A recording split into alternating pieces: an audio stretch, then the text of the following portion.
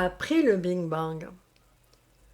De vagues points chatois phalos imperceptibles, comme infimes flocons intangibles grêlons, d'énigmatiques yeux d'insaisissable feu, glaciale fixation minérale impassible, reflet de l'irréel apparition du songe, maturation de l'être au milieu du néant.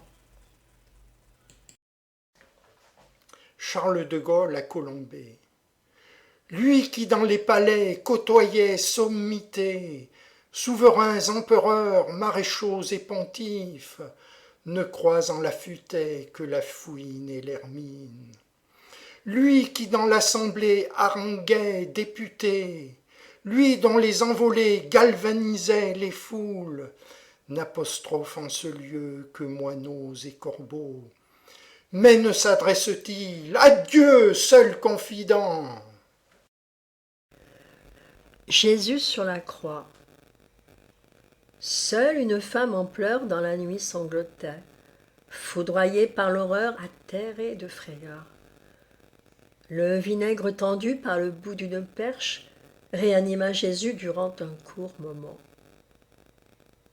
Dans l'ombre, on vit alors ses lèvres balbutier. Mon Dieu, pourquoi m'avoir abandonné? Son corps déchiqueté sur l'immense croix noire, hideusement gisait devant le grand ciel vide. Les volcans. Puissamment ils broyaient dans leur gueule béante les magmas signifiés de verre et microlithes, régurgitaient, bavaient de leur gorge flambante la basanite sombre ou la grise andésite. Roches désagrégées de ces bouches en transe, crachant, soufflant, éructant, météorisant, la ponce égratignait leurs écumeuses lèvres. Cérémonie druidique. Près de l'antique Arbruse, hache des origines, rougie par l'âcre sang de l'infernal avanque, flamboie la roue d'argent corps dogma large front, qui fit mouvoir le sol et ranimer les morts. Sa tête est le moyeu, ses jambes son rayon, la jante est sa poitrine où la tempête gronde. Prise de Berlin 1945.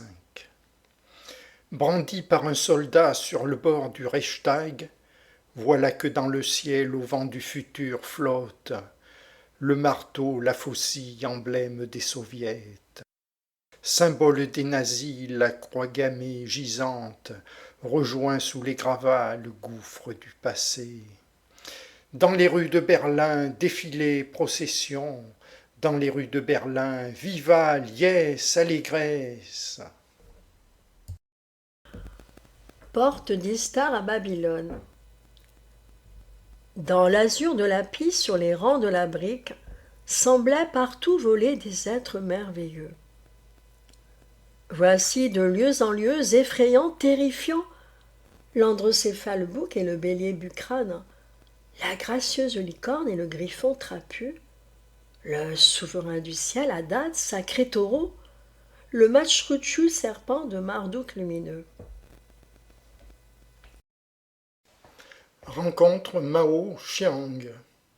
Mao Chiang, pourrait-on comparer deux humains plus radicalement se niant, s'ignorant, l'un fils de paysan, l'autre un aristocrate. Nombreux sont les guerriers commandés par chacun, mais l'un d'eux cependant moins que l'autre est puissant. Tel fut jadis Achille auprès d'Agamemnon. Tous les deux sont beaux, forts, courageux, tous les deux sont l'honneur de la Chine et l'honneur de leur caste. Charles Quint, monastère de Yuste. Comme est triste à mon cœur la rayonnante Espagne, le refrain lancinant des cigales stridentes, le soleil aveuglant sur les monts désertiques, la steppe calcinée, le Tage caillouteux. Jadis Gande, ô Gande, ville érigée sur les eaux, jadis le vent du nord, le brouillard et la neige, La neige autrefois, la neige sur Gand, la neige. Joute médiévale. Les pavois armoriés sont alignés, fixés, les boucliers écus sont rangés, disposés. De la dextre à sénestre et du chef à la pointe reluisent leurs métaux, leurs émaux, leurs fourrures. Penons jaunes et bleus, violettes banderoles sont dressés, déroulés autour de la carrière.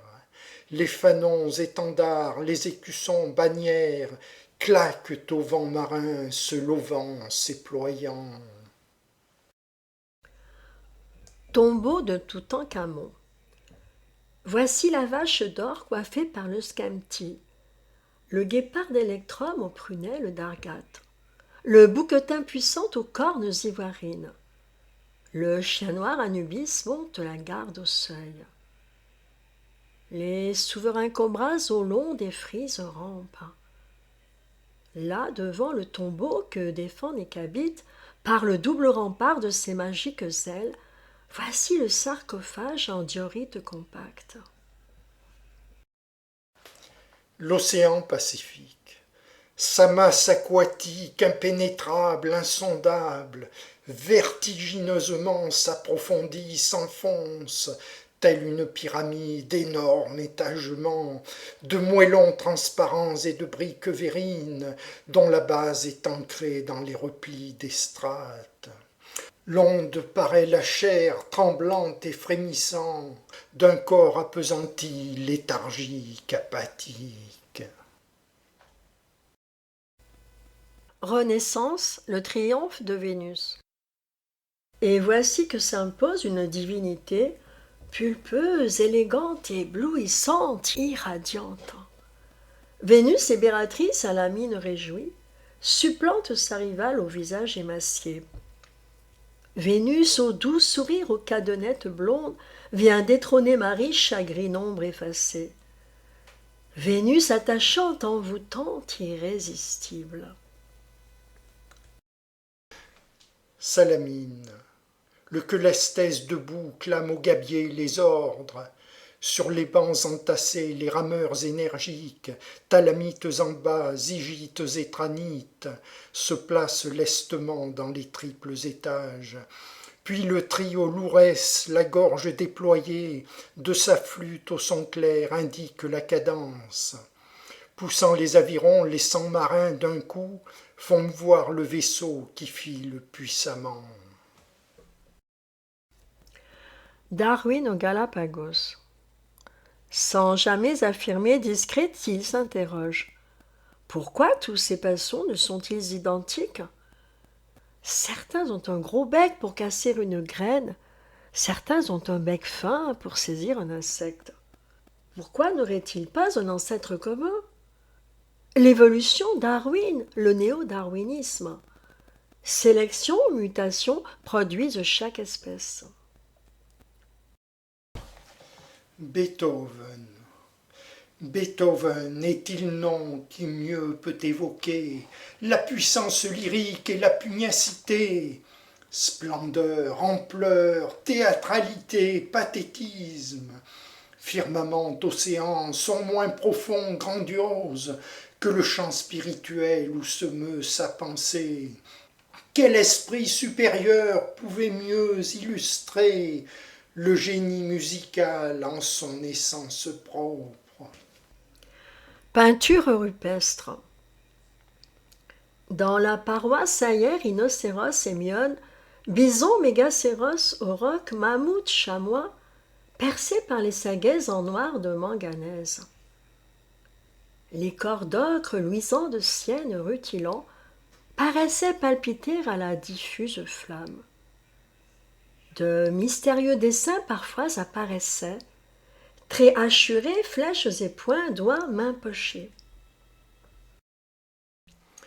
César devant le Rubicon. Redoutable gardien, l'imperturbable cour, lancinant, insistant, paraît l'interpeller. Son léger clapotis lui semble voix grondante. Halte là, renégat, respecte la frontière qu'imagina Sulla contre les ambitieux, qui mène des légions utiles soumis le monde, sur mes liquides bornes arrête sa conquête. Machu Picchu. L'on croirait que revit sous le rayon lunaire l'antique métropole abandonnée jadis. Les momies congelées sur les sommets andins, Munaos et Malkis endrapés de Kumbi, pour l'Inti Raimi vont-elles s'immiscer dans leur ancien logis, festinant, ripaillant, comme l'or de sa main parmi les habitants, les squelettes blafards du macabre Halloween? Vishnu parle. Propagez, amplifiez